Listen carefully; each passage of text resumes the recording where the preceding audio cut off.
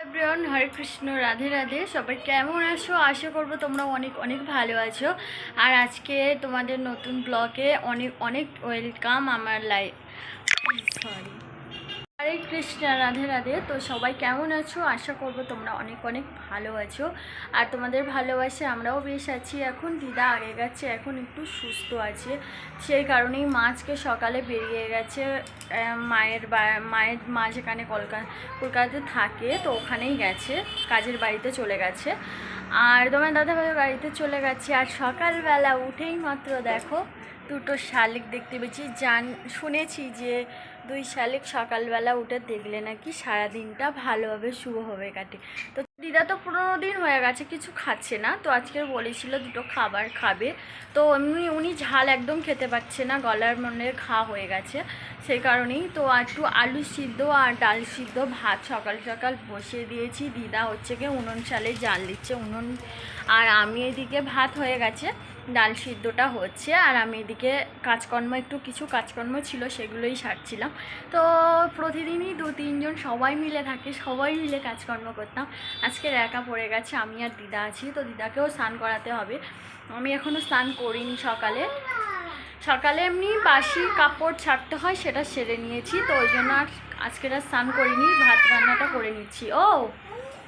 ওদের অপু সোনা ওই যে খেলা করছে, ও আমার সাথে স্নান করার জন্য অস্থির হয়ে গেছে। তো বড়োবাবুকে আমি স্কুলে পাঠাতে হবে।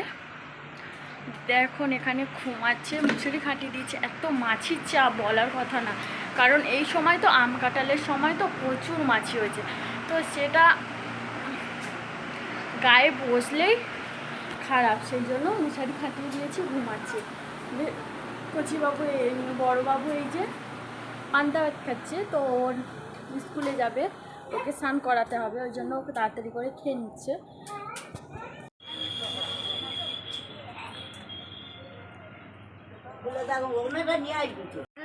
দিদা পুজো দিচ্ছে, আজকের আমি পুজো দিচ্ছি না, আর সবই স্নান করে এসেছি, দিদা তার মধ্যেই পুজো দিচ্ছে। আর আজকে যেহেতু পুজো দেওয়ার কথা ছিল, তো আজকের দেওয়া হয়নি, কারণ মা তো সকালে বেরিয়ে গেছে, আর দিদারও শরীর খারাপ, আর একটা দিদা আছে, তো থুয়ে দিয়ে যাওয়া যাবে না পুজো দিতে গেলে তো 2-3 ঘন্টা লেগে যাবে।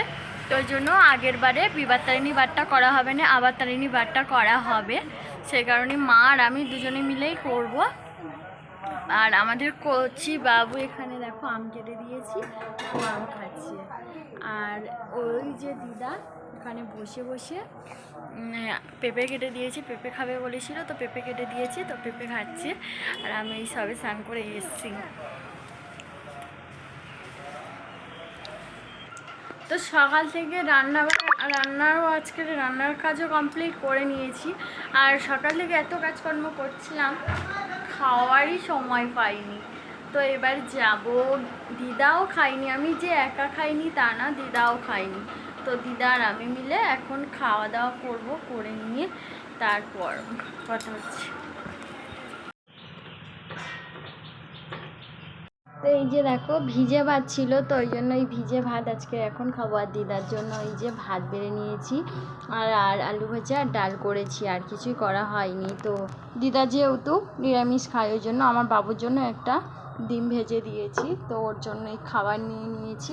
তো চলো আগে একটু, কারণ আমি ভাত খাচ্ছি না, কারণ ভিজে ভাতটা পান্তা ভাত খেয়ে নিচ্ছি, কারণ ভাত তো নষ্ট করা যাবে না, কারণ পান্তা ভাত রাখলে গরমের সময় কেমন খারাপ হয়ে যাবে, সেই কারণেই ভাবলাম একটু ভিজে ভাতটা খেয়ে নিই। সব প্রতিদিন তো খাওয়া হয় না, ওই জন্য আজকের একটু খেয়ে নিলাম। আর আমার অপু সোনা দিদা হচ্ছে গিয়ে প্রশ্ন খাচ্ছিল, তো আমি ওকে সাজিয়ে দিয়েছি। চলো কত সুন্দর লাগছে, আমার তো বেশ লাগছে, তোমাদের কেমন লাগছে অবশ্যই কমেন্ট করে প্লিজ জানিও। তো চলো তোমাদেরকে দেখাই।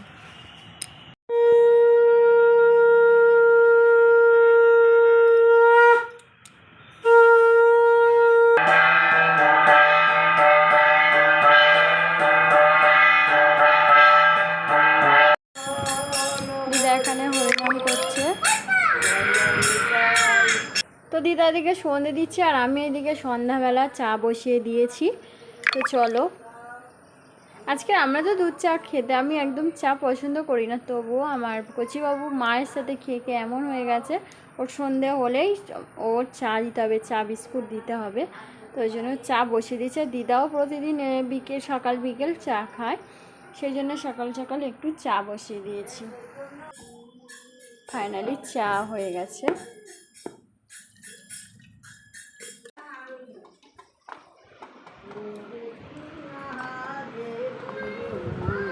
দিদিমা প্রসাদটা তুলে আসো।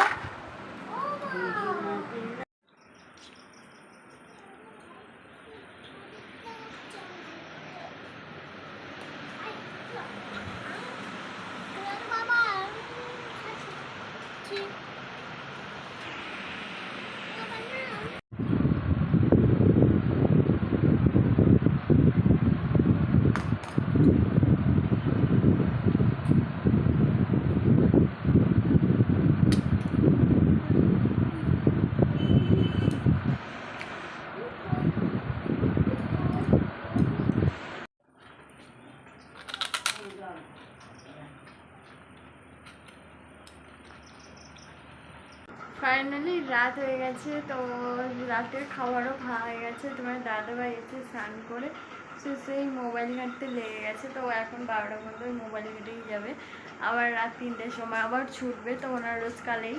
তো চলো আজকের ভিডিওটা এখানেই শেষ করছি। ভিডিওটা ভালো লাগলে অবশ্যই লাইক শেয়ার কমেন্ট ও প্লিজ সাবস্ক্রাইব করে দিও। নতুন বন্ধু যদি হয়ে থাকো অবশ্যই ফেসবুকে প্লিজ ফলো করে দিও। তো চলো নেক্সট ব্লগে দেখা হচ্ছে। তোমরা সবাই ভালো থেকো, সবাইকে বাই, গুড নাইট, টাটা।